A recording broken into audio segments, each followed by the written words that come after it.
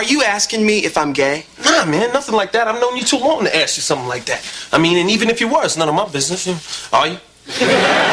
Remember the time RuPaul went over to LL Cool J's house to teach him about drag? Strange as it sounds, this was an actual episode of primetime TV that aired in the mid-90s, at a time when many people dismissed drag as a punchline. This episode helped break down outdated rules about who's supposed to wear what, and that's great, but it also makes the drag gatekeeping that still happens today all the more frustrating. All aboard and welcome to Matt Baum's Culture Cruise, where we take a deep dive on queer milestones and the entertainment we love.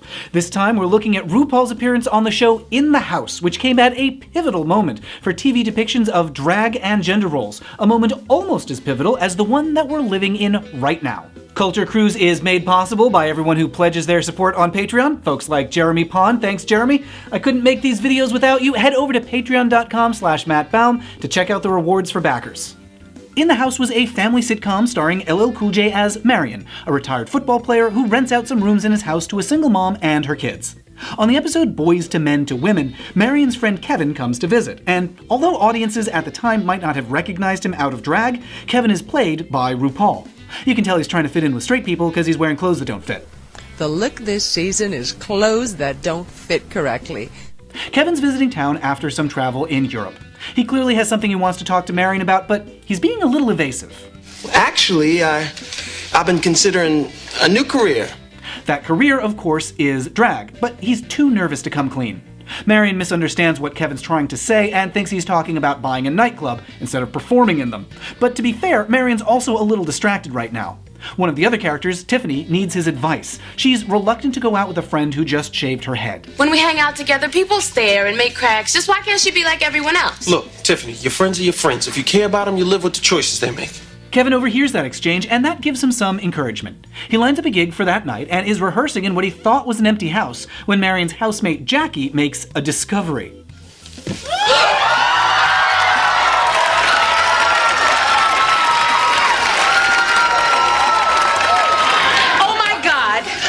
Too much rouge. Listen to how excited the audience is by this reveal. In part, that's because behind the scenes, Ru had invited a bunch of drag queen friends to the taping that night, so what you're hearing is a bunch of drag queens cheering in the audience. But the audience is also probably excited to see Ru in full glamazon mode. Her star was already on the rise when this episode aired. 2 years earlier, the song Supermodel was a huge hit, and she had started appearing everywhere in the media. On Saturday Night Live, on Sister Sister, even on Walker, Texas Ranger. And she's just getting started. I am poised for world domination! And by the way, she is a he. This was happening at a pivotal time for drag in general. In the early 90s, drag had a problem, namely that a lot of people had no idea what drag was, thanks to decades of misrepresentation on TV and in movies. In decades past, if you did see a man wearing a dress, it was likely to be played as a punchline, for example in Some Like It Hot or Tootsie. The joke, such as it was that it was humiliating for a man to stoop so low as to dress like a woman, which isn't so much a joke as just misogyny. And on the rare occasions when you did see actual drag, it was often bizarrely misrepresented. I don't know who told Murder, She Wrote that this is what a drag show looks like. An upscale lounge where a snooty maitre d' in a tux tells you can't get in without a reservation? Have you noticed there's something a little strange about this place? For a long time, the effect of seeing men in dresses was to reinforce gender roles. The point was to make fun of people who didn't conform to traditional rules, that men must wear suits and women must wear dresses. People who switched up their gender presentation were often depicted as dangerous, like in Psycho, or desperate, like on Bosom Buddies, or deceitful, like on MASH. These characters weren't powerful, and it was seldom their choice to dress as women. You could argue that the roles were drag, but few of them were queens. The possible exception of Bugs Bunny.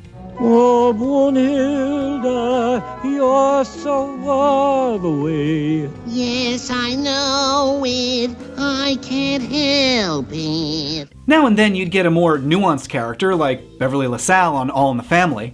Are you in show business? Yes. I'm a female impersonator. But you really didn't get to see many powerful drag figures on TV until the 90s. Things started to change in part because of Ru's prominence in the media, but also because there were a lot of other innovative artists gaining attention. Folks like Flotilla DeBarge, or Pepper LaBeija, or Lady Bunny, whose Wigstock Festival was the biggest thing in drag through the 80s and 90s. Divine had appeared in Hairspray just a few years earlier. Movies like Priscilla and Tu Wong Fu showed drag queens as powerful figures, and Paris is Burning brought ball culture to a much wider audience, first in the documentary itself, and then in talk show appearances for years afterwards. This was a huge shift from the bosom buddies of the past. It wasn't just more of the same man in a dress jokes, but real drag artistry by real drag artists. They weren't the butt of the joke, they were making the jokes.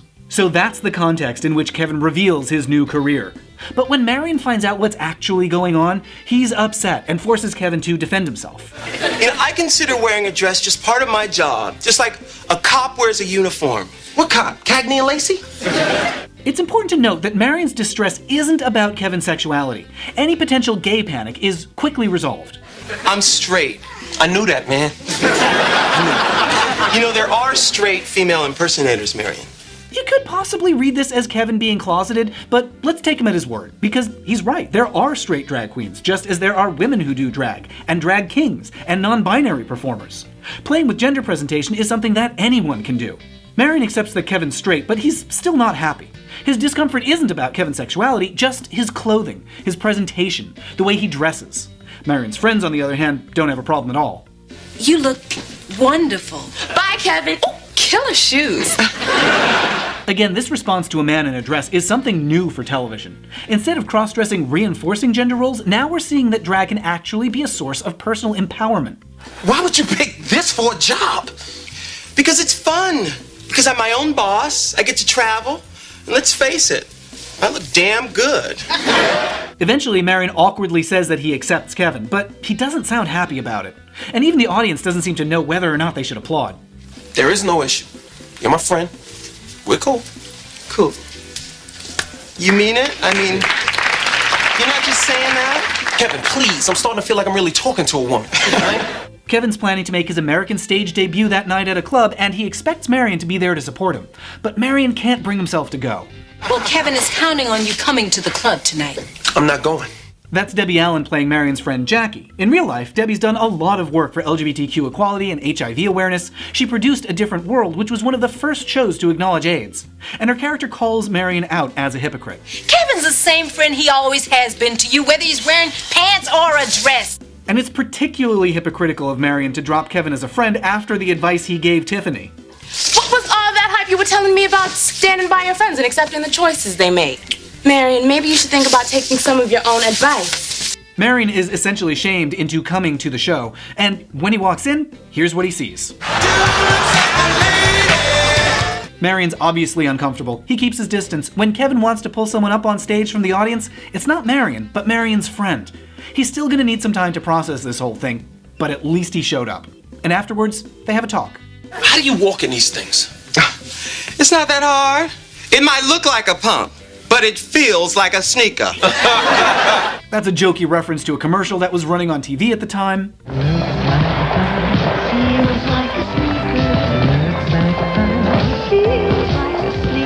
Kevin makes Marion laugh, and in spite of the feather boa and wigs and heels, they found the groove of their old friendship again.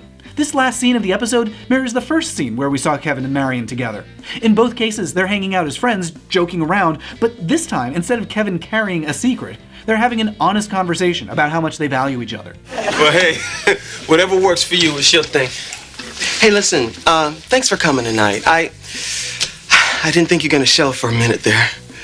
Well, at first I wasn't, but then I realized if the cross trainer was on the other foot, you'd have been there for me, so.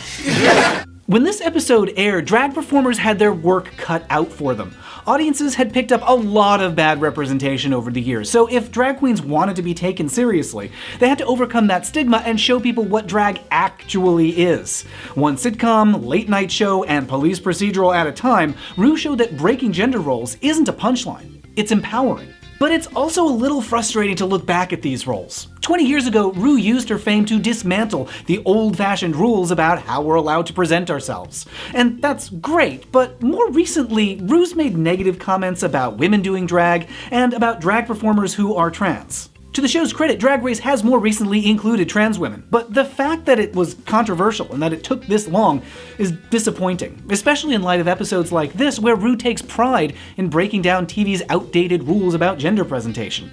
Her reluctance to accept trans performers more recently feels as hypocritical as Marion's refusal to accept his friend. Fortunately, attitudes about drag and gender don't need any one performer's blessing in order to progress. Just to give you a sense of how much has changed in the last few decades, take a look at this clip that recently aired on the show Doom Patrol. I am proud of the person I see in the mirror. My face is beat, my look is flawless, and I am dusted from head to toe. The only thing I am not is scared of you. The fact that a superhero show set in the DC universe felt comfortable giving us a drag hero says a lot about how far TV's come. Entertainment used to tell us that dressing in drag was shameful and embarrassing, but a major component of Ru's rise to fame in the 90s was turning that attitude around and showing the world that expressing yourself authentically isn't shameful. It's actually a source of personal power. That might seem self-evident today, but back then it was still pretty revolutionary to go on TV and tell America, You're born naked and the rest is drag, you know?